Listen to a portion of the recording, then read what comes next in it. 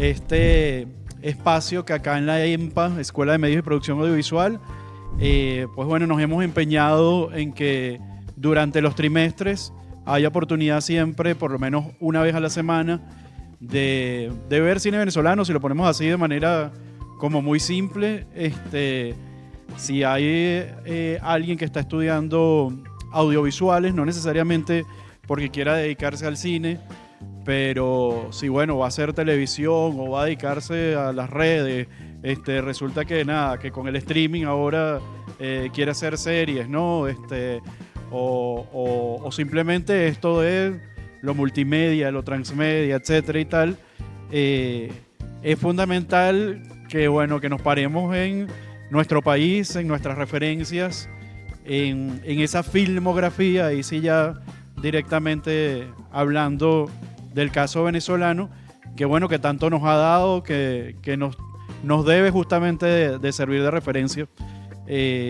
Ya hace un par de años, creo, diciéndolo así, grosso modo, que estamos haciendo estas actividades, y la idea es combinar siempre, bueno, de pronto eso que uno llama clásicos, en el caso venezolano, todo lo producido en los 70s y 80s, que fue la edad dorada de nuestro cine, pero que correctamente, por ejemplo, los críticos, los estudiosos en ese momento lo llamaron el nuevo cine venezolano, porque sí, son ya casi 130 años de cine en el país, y por lo menos desde mediados del siglo XX, bueno, ya se hacen largometrajes, hubo procesos industriales, se establecieron estudios, y bueno, forma parte justamente de todas esas referencias, ¿no? Creo que así como yo estaba recordando, porque este viernes se cumplen, creo, ya 2 años del fallecimiento del maestro Román Chalbaud, y claro, siempre es como el referente principal, porque tiene una obra, por supuesto, muy amplia, porque recoge mucho de cosas de identidad que no son propias, que es también una visión particular, por supuesto, de lo que es el pueblo venezolano. Pero ha habido también obras documentales que estudian parte de las películas de Chalbaud, ¿no? Entonces tuvimos oportunidad de ver Un país llamado El pez que fuma, para poner ejemplo, ¿no? Que es así, eso uno puede decir, obviamente, es un clásico incontestable, ¿no? Pero otro, por supuesto, que es Jericó, que se ha incluido cuando se hacen justamente, por ejemplo, encuestas entre investigadores, críticos y demás de lo mejor del cine venezolano, a lo largo de toda nuestra historia, y han estado siempre allí como en los primeros lugares, e incluso cuando no es referencia nada más de nuestros propios realizadores y lo mismo, público, crítica y demás, sino cuando trasciende eso a Latinoamérica o el mundo entero, ¿no? Por supuesto está también la referencia de Araya, porque tuvo ese reconocimiento internacional en un lugar como Cannes, porque influyó en el Cinema Novo brasileño y todas estas cosas, ¿no? Pero bueno, hemos tenido oportunidad de ver muchas de esas películas, así como también hemos acompañado las películas que se están estrenando en cartelera, porque bueno, la idea es combinar un poco entre los clásicos y lo contemporáneo, o incluso ver a veces a esas décadas que no fueron precisamente las de mayor producción y demás.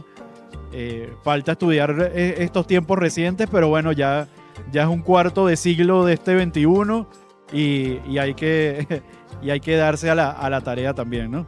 Son como de distintos ángulos. Y en eso también, por ejemplo, nos ha convocado quizás este trimestre, así como el trimestre pasado, por ejemplo, dijimos, bueno, vamos a pararle un poquito más al documental, por ejemplo, ¿no? Vamos a salir de ese lugar común de que hablar de películas es nada más de hablar de largometrajes de ficción.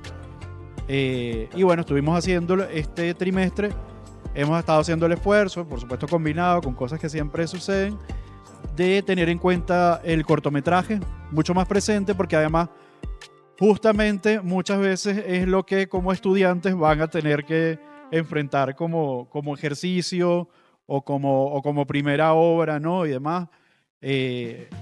La premisa en el primer encuentro que teníamos este trimestre era el decir, los cortos también son películas, ¿no? Desmintiendo un poco eso de las películas no solo son los largos de ficción. Que puede ser así como, bueno, de cajón para cualquiera que esté un poco relacionado con el cine. Claro que son películas, ¿no? Y además, bueno, hemos visto distintos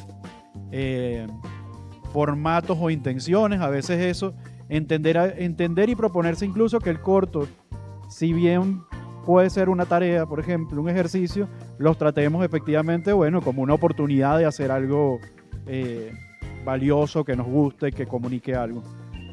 Entonces, bueno, con todo eso teníamos también pendiente la cita de hoy y queríamos comenzar con una deuda pendiente. La sesión pasada la hicimos en homenaje al maestro Luis Alberto Lamata, recientemente fallecido, y tuvimos ahí unos problemitas técnicos comenzando, pero queríamos justamente ver el que fue su segundo largometraje. Ya en el 84 había dirigido uno primero, que entre anécdotas contaba, por ejemplo, que a medio rodaje resultó que se dieron cuenta que estaba volteada la película y nada de lo que habían filmado podía usarse. Entonces, bueno, resultó que tenía que recomponer y ver cómo lograr sacar lo que se había propuesto con el material que quedaba, más unos puchos, una película extra que quedó más bien justamente de un rodaje de una película de Román Chalbaud y que se los concedió. Unos 2-3 años después hacía un segundo cortometraje. Bueno, por ahí ven la ficha técnica, que es el que vamos a compartirles hoy, también con el apoyo de la Fundación Cinemateca Nacional, pues que nos facilitó el acceso al material. Valga decir también que esa es otra de las cosas que procuro siempre, como que ganemos conciencia acá en la cátedra, porque ya de por sí uno hoy en la actualidad y con lo contemporáneo puede decir, es difícil acceder al cine venezolano de pronto, si no lo persigo en las 2 semanas que está en cartelera, porque es una garantía de ley, y si no hizo los números y demás, no lo encuentro. Pero también tenemos que pensar en todo lo que justamente son archivos, son películas que hay que conservar, preservar. Justamente estudiando esa área fue que conocí a nuestro invitado de hoy, que no todavía se los presento, para que justamente veamos el cortometraje. Les quería comentar que en esa intención de la Cátedra Libre de Cine Venezolano está también justamente lo de acompañar películas, porque bueno, sigue siendo la sala de cine el mejor lugar para ir a ver cine venezolano, ¿no? Coincidió además este 4 de septiembre pasado, los jueves, saben que son los días de estreno en Venezuela, es lo que se comienza la semana cine y todo lo demás, que se da por segunda vez en el año la coincidencia de 3 películas, siendo en este caso un par estrenadas y una que continuaba su exhibición de la semana anterior, que es el caso de Asesinos Notables, de Marcos Moreno, que comentaba hace un rato justo con nuestro invitado hoy, que participó, fue el protagonista de una de las películas en las que él fue sonidista hace ya bastante tiempo. Que bueno, era una cosa más bien, la anécdota, para decirla corta, ustedes habrán visto probablemente quizás el tráiler por allí y demás, es que era un proyecto que estaba planteado como serie, como miniserie en principio, pero terminó siendo más bien como uno de los capítulos y bueno, resultó en un largometraje estrenado comercialmente y demás. Cada quien lo apreciará en su contexto. Otra era la película que con el primer encuentro tuvimos oportunidad de hablar con uno de sus protagonistas, Francisco Denis, que es Safari, la que viene a ser, no la más reciente, sino la anterior película estrenada de Mariana Rondón, cineasta venezolana, residenciada hoy en Perú, que además tuvo ese hito de haber ganado la Concha de Oro en el Festival de San Sebastián, que es uno de esos festivales de circuito clase A y demás, y que en Venecia hace 2 o 3 días estrenó justamente su película más reciente, que la codirige con Marité Ugaz, con quien ha siempre turnado más bien papeles de producción y dirección y eso. Así que bueno, Safari también está por allí. Ya en teoría eso, lo tenían en el radar estas.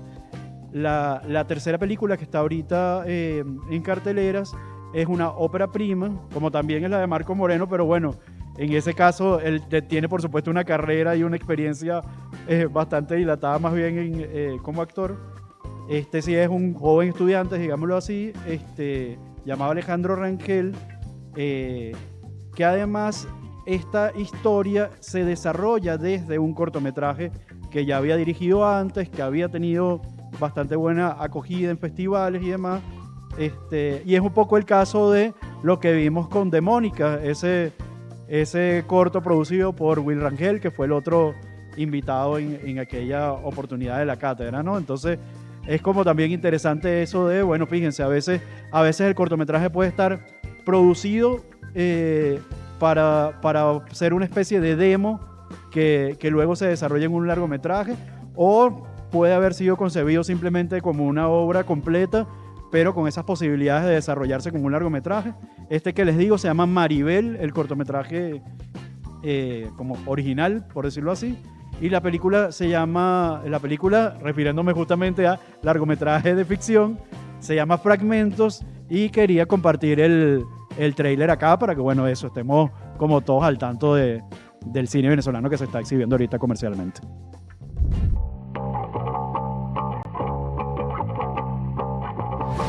¿Cuál es la verdad aquí, Celia? La de una madre soltera sin un techo, un policía corrupto, el amigo de la adolescencia, la hermana vengativa. Vives en una celda con otras 6 presas. 8 presas. Llevas más de 6 años esperando un juicio por haber apuñalado a un tal Rafael David. Pues sí, yo lo maté. Se le notaba que estaba consumiendo. Yo quería ayudarla. Ella nunca cambió. No lo sé, Humberto. Quizás estaba equivocada. No me da buena espina esta historia. Algo está mal. Celia, vivimos en Venezuela. Hay más de la verdad. Siempre la veía borracha, drogada, la vida loca. Bueno, jefe, eso fue un crimen pasional. Yo no sé por qué usted está tan interesado en ese caso. Todos tenemos un lado de la historia. Ella tiene derecho a contar la suya.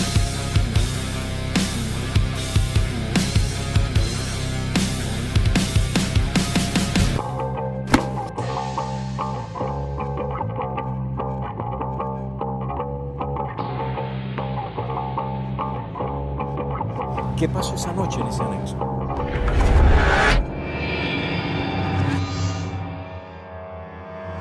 Si les interesa esta película, pues bueno, obviamente chequen horarios, carteleras y demás. Si habían visto la de Asesinos Notables y tenían pendiente ponerse la tarea de ir a verla, háganlo hoy prácticamente. No sé si seguirá, lo mismo con Safari, quizás una semanita más. Pero eso, ¿no? Ven, cortos y demás y la expansión. En el caso del día de hoy, un joven realizador como director, pudiéramos decir, ¿no? Pero, sin embargo, más bien creo... La palabra veterano a veces tiene connotaciones, pero digo, cineasta de trayectoria en otras áreas, ¿no? Gerardo Goberneur es el director de Todo por ella, el cortometraje que hoy nos reúne acá. Bienvenido, Gerardo. Y eso, justamente, bueno, sí, ¿de qué año es, por ejemplo, Mestizo? Esa que estaba haciendo yo referencia. Mestizo es del siglo pasado, ¿no? 84. Del 84. Bueno, entonces ya verán si desde allí estaba en rodajes y demás. Bueno, tengo 41 años trabajando en cine. Y este mes cumplo 64 años de edad. Así que tenemos tiempo. Están hechas las cuentas. Pero sí he dirigido antes, dirigí un documental sobre los heladeros haitianos en el año 2009, por ahí.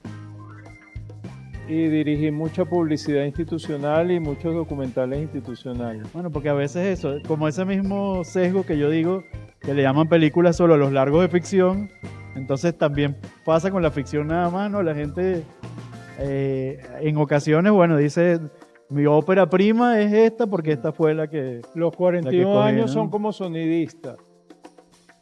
Y di clase en esta escuela, en esta EMPA, 2 años creo que 2021 y 2022, creo. Y dejé de dar clases precisamente para poder hacer esta película.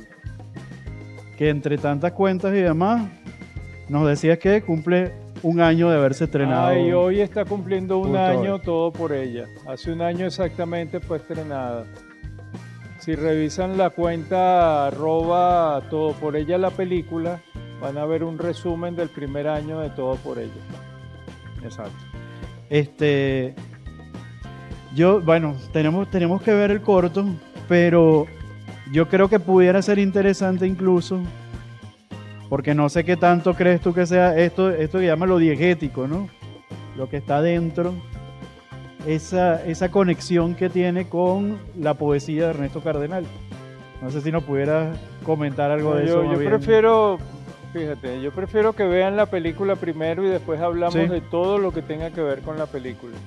Lo único que les quiero decir es que valoro mucho estos espacios, valoro mucho estos encuentros. Toda obra de arte comienza con una idea, de la idea pasa al sueño y del sueño tarda mucho tiempo, a veces muchos años, en convertirse en obra. Pero una vez que se convierte en obra, en mi opinión, no se cierra el ciclo, sino hasta que esa obra es exhibida. Ahí es cuando se cierra el ciclo de la obra. Una obra terminada que no ha sido expuesta al público, en mi opinión, no ha cerrado su ciclo. Toda obra comienza con una idea, ¿no? Esta idea, la chispa que generó la idea de esta película fue el poema que aparece al inicio, el poema de Ernesto Cardenal, que dice: yo he repartido papeletas clandestinas, he gritado viva la libertad delante de los guardias armados. O sea, imagínate, en la dictadura de Anastasio Somoza, gritarle a un guardia armado la palabra libertad era la muerte, ¿no? Y luego el poema dice: pero palidezco cuando paso por tu casa y tu sola mirada me hace temblar. Entonces a mí me chocó, me impactó, me generó una gran energía esa dualidad entre valentía y cobardía. ¿Cómo se puede ser tan valiente y tan cobarde al mismo tiempo, ¿no? Evidentemente somos muy valientes para algunas cosas y somos muy cobardes para otras. Es una condición humana. Y digamos, movido por esa condición humana, empezó a generarse toda una reflexión que dio como resultado un cuento llamado Paradoja, porque es una paradoja esa situación de esa dualidad, pues, de valentía y cobardía al mismo tiempo. Del cuento Paradoja surgió el guión de Todo por ella. Y del guión salió la película. Que los laureles al principio son referidos más al guión, ¿no? Creo. Sí, porque, digamos, el guión estuvo listo en el 2016, pero la película se rodó en el 2023. Fueron necesarios 7 años para poder hacer la película. Es complicado hacer cine, es complejo, es costoso, es serio. Es un arte colectivo, requiere de mucha gente especialista en muchas áreas que conjuguen, se unan y crean en un proyecto y crean en el director de ese proyecto. Todo eso es complicado, todo eso lleva años y bueno, por eso pasó del 16 al 23. Pero en el 2016 y en el 2017 el guión ganó premios como guión. La película no estaba hecha, pero hay concursos de guiones y uno manda los guiones y compiten, pues. Exacto. Y esos 2 premios fueron en España. Llegó a publicarse también. Ahí yo incluí la portadita del libro que le encontré. Sí, un premio era la publicación. El reconocimiento consistía en publicar el guión. fue publicado un libro, y el otro premio sí era un premio normal con laurel y tal. Y la conexión con Apure, ¿de dónde viene? Bueno, Todo por ella tenía que ser una historia rural. Yo me negaba rotundamente a hacer una historia urbana, tenía que ser una historia rural y eso complicó las cosas, eso generó años de atraso y no me arrepiento, ¿no? Pero tenía que ser una obra rural porque por muchas razones. Una de ellas, la más importante, es la simplicidad. La sencillez que yo buscaba no la iba a tener en un ámbito urbano. Yo necesitaba un piso de tierra, necesitaba árboles, naturaleza, verde, ingenuidad. Porque yo creo profundamente creo fervientemente en la profundidad de lo sencillo. Creo que la sencillez es clave y esta obra desde el principio fue una apuesta. Siempre apostamos a lograr el milagro de una obra universal. Y esa universalidad se orienta hacia la sencillez. Mientras más sencilla sea una obra, más posibilidades de universalizarla tiene. La complejidad no es universal, la sencillez sí. Y esa sencillez me la daba el ámbito rural, entonces tenía que ser rural. Pero rural implica multiplicar los costos por 50 o por 100.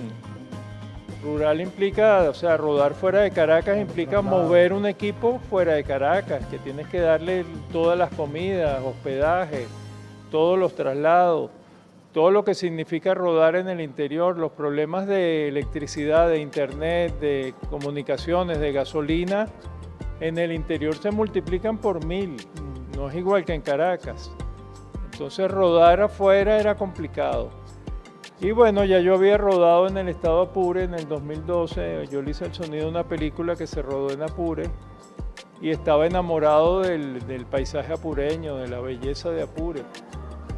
Entonces, bueno, se orientó todo a que fuera en Apure y surgió el apoyo de la gobernación y el apoyo de una alcaldía, la alcaldía Muñoz, y nos instalamos en Apure y le hicimos allá con gente de Apure. Todos los que ustedes ven en la película son muchachos de Apure, gente de allá. Que también, supongo que por un lado esa apuesta por lo universal, pero por otro lado con una mirada seguramente también un tanto idílica o amable, por decirlo de otra manera. O sea, es un Apure bien verde, ¿no? Bien y por supuesto eso, ¿no? La fotografía, está todo muy estilizado, ¿no? De alguna manera. Sí, bueno, la película exigía esa imagen, exigía esa estética, pero siempre hacia la sencillez, siempre hacia lo rural. Fíjate que hay mucho piso de tierra. En ese gran plano general, por supuesto que hay como por lo menos 2 o 3 atardeceres, ¿no? Pero hay uno que creo que es el que luego empleas en el afiche, por ejemplo, sí, ¿no? Ayudado seguramente también por un poquito de composición, de colorización posterior, ¿no? Todas esas cosas que... No, pero créeme que es así. O sea, eso es una belleza. Eso fue en el Hato del Cedral. Ese paisaje apureño es así, tal cual como lo ves ahí. Sí. Una belleza absoluta. Por eso me enamoré del paisaje de Apure, porque lo conocía. Pero entre tanto, yo quería que comentáramos igual justamente ese encuentro con distintos públicos que ha tenido la película. Yo creo que ya justamente un año después de estrenada, si no ha terminado su camino, porque sé que no es así, puedes hacer un cierto balance de si esa intención de universalidad has podido irla comprobando, ¿no? Sí, hoy está cumpliendo un año la película, como les dije, y tuvimos que hacer como un resumen de ese primer año, ¿no? ¿Qué se ha logrado en el primer año? En el primer año hemos logrado 11 reconocimientos nacionales y 38 reconocimientos internacionales. Esos 38 reconocimientos internacionales están distribuidos en 14 países. El país donde más ha gustado la película ha sido la India. En la India ha resonado bastante, pero también ha resonado en Estados Unidos. Por eso es que era importante la apuesta por una obra universal. O sea, una película que es capaz de resonar a gente que vive en una aldea en la India, o en un pueblito de Italia, o en Roma, o en Nueva York, o en Los Ángeles. Es una película que está, o sea, que logras una conexión importante, ¿no? Y esa fue la apuesta y eso es lo que más nos tiene emocionados, haber logrado eso. Ahí puse yo la lista que... Bueno, aquí están los... ok, pero esta es la lista... Eso va obviamente siendo como el registro. ¿Quieres ver pasando las páginas para que veamos? Sí. Creo que al final hiciste como una especie de compilación. Sí. Que creo que Estos son los 11 nacionales. es interesante porque, bueno, obviamente esa es como otro de los aspectos de una obra que por supuesto están también allí como, si no como objetivo principal, pues hacen parte del hacer carrera, currículo, el posibilitar futuros proyectos, ¿no? Sí, bueno, todo reconocimiento se agradece, se celebra, se aplaude, se disfruta. Hay en esa forma de eso, de ir confrontando el público y de ir poniendo objetivos para la obra, como eso, ¿no? Distintas cosas. ¿Qué tienes previsto? Porque, por ejemplo, siempre todo el que está relacionado con el cine nacional sabe que por ahí hay un artículo que se supone que prevé la exhibición del cortometraje, incluso, ¿no?, en salas comerciales y demás. No dudo que haya sido también algo que exploraste o con lo que te enfrentaste, y sería también bastante, yo creo que enriquecedor para nosotros que nos cuentes un poco, por ejemplo, de esa pelea, ¿no? Sí, eso es un tema complejísimo. Si la película dura menos de 12 minutos, existe la posibilidad legal de proyectarla en cines comerciales antes de los largometrajes. Eso está en la ley. Si dura menos de 12 minutos. Si dura más de 70 minutos, la puedes proyectar como largometraje. Claro. Pero si está entre 12 y 70, como es el caso de esta película que dura 25 minutos, no hay posibilidades comerciales de exhibición. Por eso les decía al principio, valoro mucho estos espacios, valoro mucho la posibilidad de exhibirla. Yo me he convertido en un mendigo de salas. Tengo un año mendigando salas. Pues mira, por favor, podemos pasar la película ahí, mira, pero vamos a ver, pero es complicado. Claro. Entonces mi próximo proyecto dura 10 minutos. Ya tengo el guión listo, ya está hecho, me gusta, ya recibió un reconocimiento en España, lo mandé a un concurso de guiones y quedó en la selección oficial, pues. Y dura 10 minutos y es el próximo proyecto que quiero hacer porque quiero dejar de estar pidiendo sala prestada, pues. O sea, una vez que esté listo, pues poder legalmente pasarlo en las salas comerciales antes de los largos y que esté en los cines, pues. Claro. ¿Cómo se llama ese proyecto? Segunda oportunidad. Y es una historia urbana, esa sí no es rural. También nos vamos a ahorrar un poquito. También nos vamos a ahorrar una platica ahí. Uno va aprendiendo a golpe, pero poco a poco se aprende. Bueno, trabajaste con gente de mucha experiencia también. Claro, no, un tremendo equipo, un equipo de lujo, un equipo de primera, profesionales de primera línea con muchísimos años de experiencia. Tremendo equipo. Y sí, efectivamente, la idea del reflejo en los ojos fue de Rubén Hernández, que fue el editor de la película, hizo un trabajo extraordinario. Y también fue productor ejecutivo de la película en la fase de preproducción y rodaje. Valga acotar, por ejemplo, que en el caso de Rubén Hernández ha dirigido ya largometrajes también, Claro, estrenados, pues. demás. Entonces, es como esa referencia de con quién te asocias, ¿no? Para hacer un proyecto Rubén también. tiene una experiencia de décadas. Y bueno, Iván Espejo, Regalito, fue el director de fotografía de Los Herederos. Exacto, lo nombrar tuvimos por una- acá cuando Por hicimos nombrar una el- película reciente. Exactamente. Y preguntaba además por el asunto bueno, del diseño sonoro, ¿no? Ah, Evidentemente es tu área, pero debes haber tenido peculiar cuidado justo con ese departamento, ¿no? Sí, el diseño sonoro es algo que siempre va a estar, que cualquier proyecto que yo dirija tengo que hacerle el diseño sonoro yo, porque es que desde que yo escribo los guiones estoy pensando en el diseño sonoro. Entonces no hay manera de que lo haga otra persona, tengo que hacerlo yo porque están haciendo de mí y sé qué es lo que quiero hacer. Estoy pensando en postproducción desde que estoy escribiendo el guión. Bueno, y justamente creo que esa es una de las interrogantes que a mí me quedan. Debe haber sido desde el guión que está trabajado esto de, por ejemplo, estar viendo una escena que tiene sus acciones y que nos está diciendo algo, pero al mismo tiempo tengo voces en off o fuera de campo, ¿cierto? Con diálogos que también van avanzando la historia, ¿no? En este caso se llama voiceover. Eso. Voiceover sería el nombre correcto, porque off es cuando la voz no está, cuando no hay lip sync. Como un narrador, por ejemplo, ¿no? No, cuando es un narrador es voiceover. Ah, ok. Off es cuando la persona forma parte de la escena, pero no hay lip sync. ¿Me explico? Ok.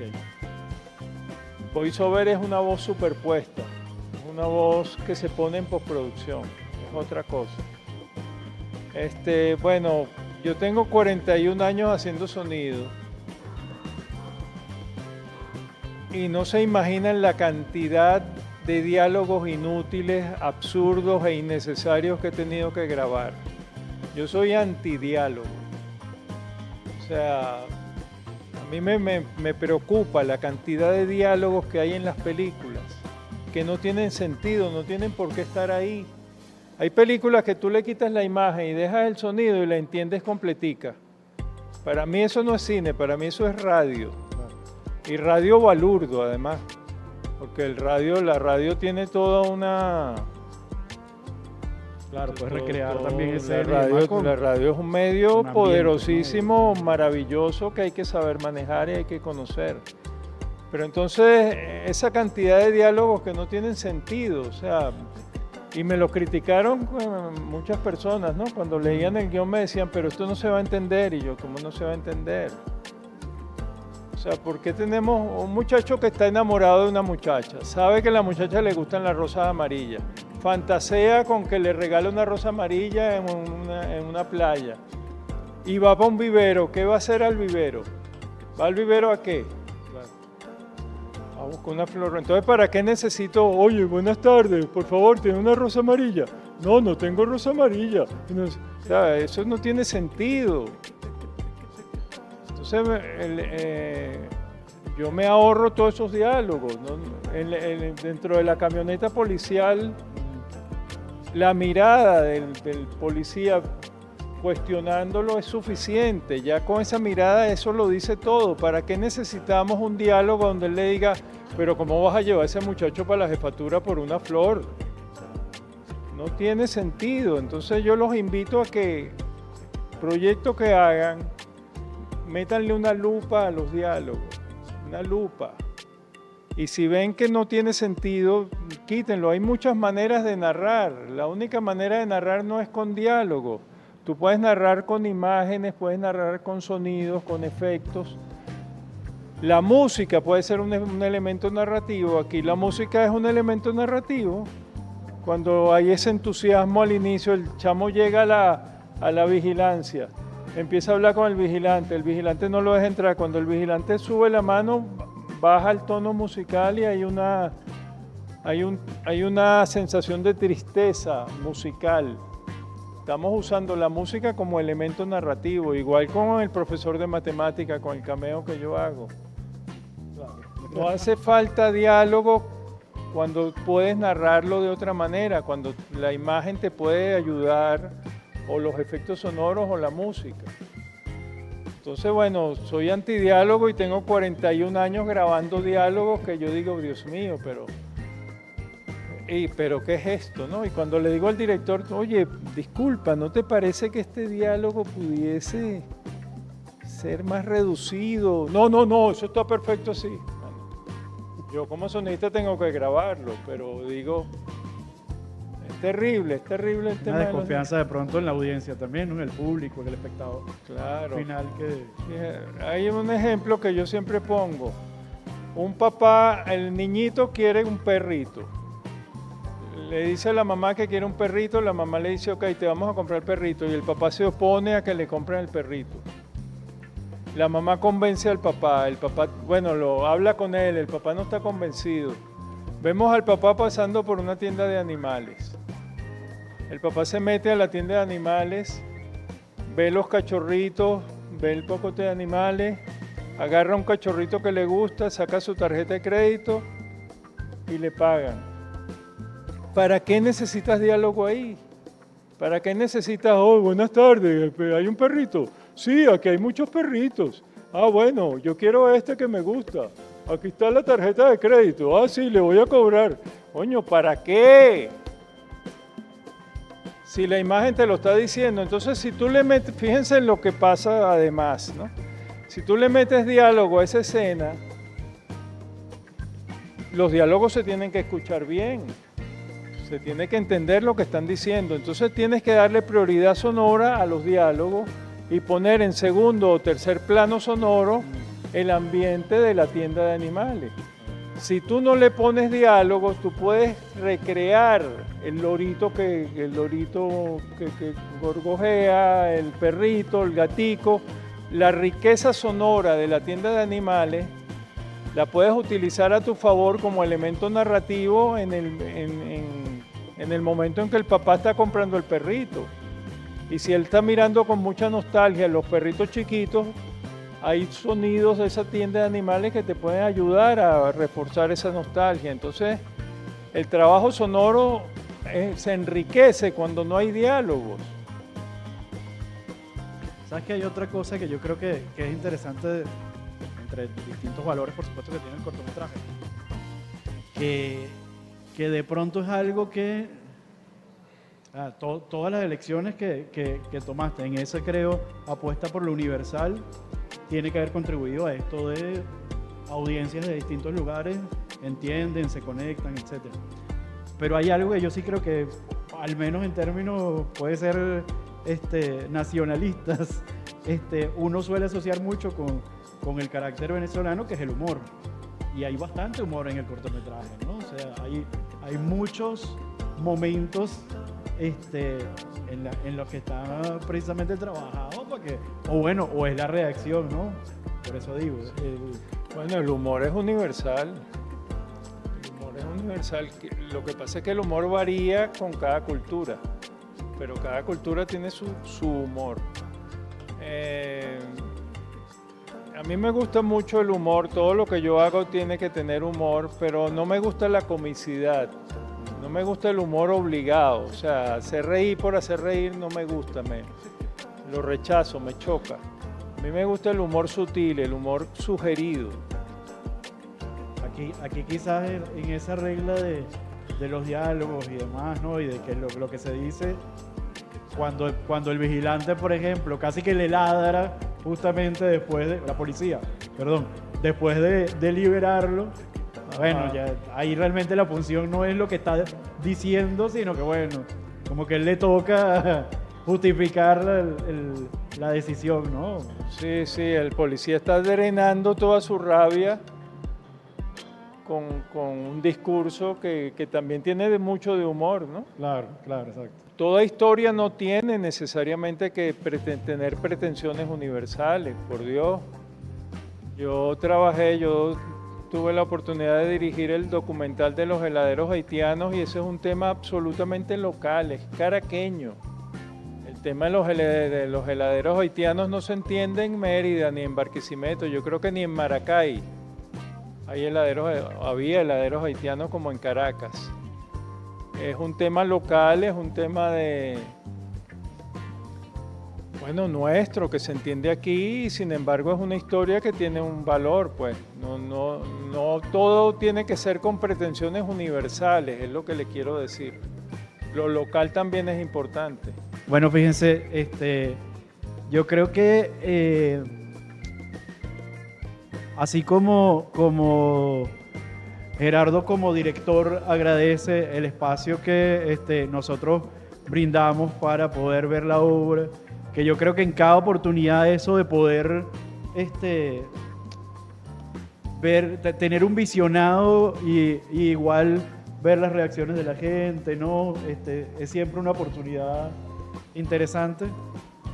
Nosotros tenemos que agradecer que tengamos acá a quien está pues detrás justamente de eso. Por eso las preguntas, esas preguntas de intencionalidad, de si explica el chiste, como estamos diciendo. Creo que no hay peor forma de matar un chiste que explicarlo, ¿no? Pero justamente eso bueno, tenemos por lo menos el chance acá en la cátedra. Así que bueno, te agradecemos por supuesto que hayas estado por acá. Permíteme.